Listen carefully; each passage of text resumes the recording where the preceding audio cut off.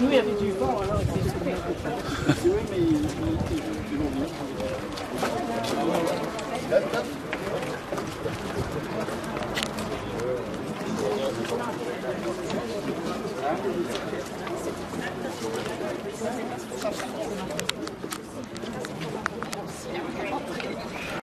Collègues du collège et du conseil communal et du CPS, mesdames, messieurs, très chers compatriotes.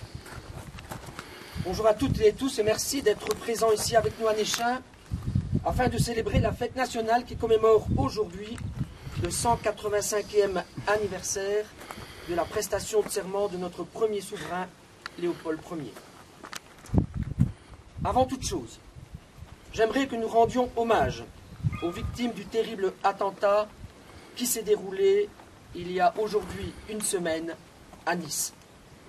Cette tragédie, œuvre d'un lâche illuminé qui s'en est pris à des innocents réunis dans la fête pour passer un moment de convivialité partagée, nous attriste, nous écœure au plus haut point et appelle avant toute chose à saluer la mémoire des victimes et de leurs familles ainsi que la douleur des rescapés.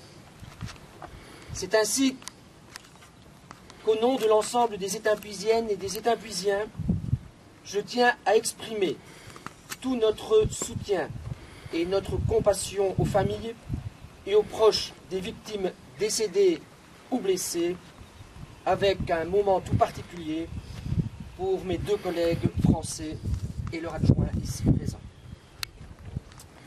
Chers amis, si chaque année à pareille époque, nous nous réunissons devant un monument aux morts, ce n'est pas le fruit du hasard.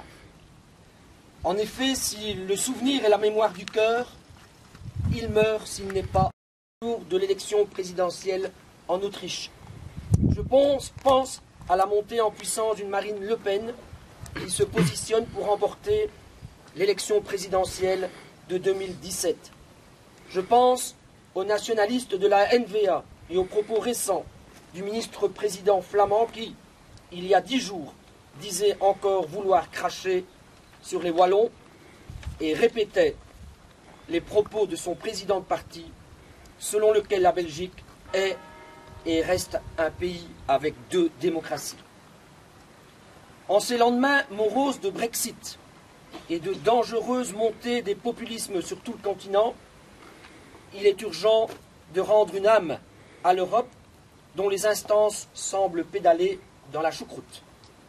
S'il est bon de se montrer fier de notre nation, comme nous l'avons manifesté en supportant nos diables rouges lors du dernier Euro, nous pouvons aussi être fiers de notre appartenance à l'Union européenne, car comme le rappelle notre devise, l'union fait la force, mais pas l'union à n'importe quel prix. Pour continuer à être une Belgique forte, dans une Union européenne forte, il y a lieu de réinventer le projet européen kidnappé depuis trop longtemps par une élite qui, par une politique aveugle de libre-échange, guidée par l'idéologie et non l'intérêt général, ne fait qu'accroître les inégalités de revenus avec toutes les tensions sociales que cela entraîne. Je le dis haut et fort, en tant que partisan du projet européen, il faut des changements profonds au niveau de la politique économique européenne. Il faut redonner à la jeunesse et à l'ensemble des travailleurs des perspectives d'avenir. Car, chers compatriotes, mettre un terme aux avancées de l'extrême droite et au référendum enragé supposerait de rompre avec les politiques de démolition sociale qui les nourrissent. Chers amis, pour conclure, j'aimerais remercier toutes les personnes ici présentes pour avoir participé avec respect et dignité à cette manifestation patriotique et ainsi montrer leur attachement à notre Belgique.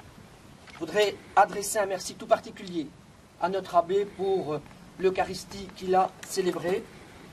Je adresse un merci à celles et ceux qui se sont mobilisés pour la bonne organisation de cet événement, ainsi qu'aux porte-drapeaux qui, chaque année, que le temps soit à la pluie ou au beau fixe, portent fièrement leur étendard pour affirmer notre liberté et les combats qui ont dû être menés pour la préserver.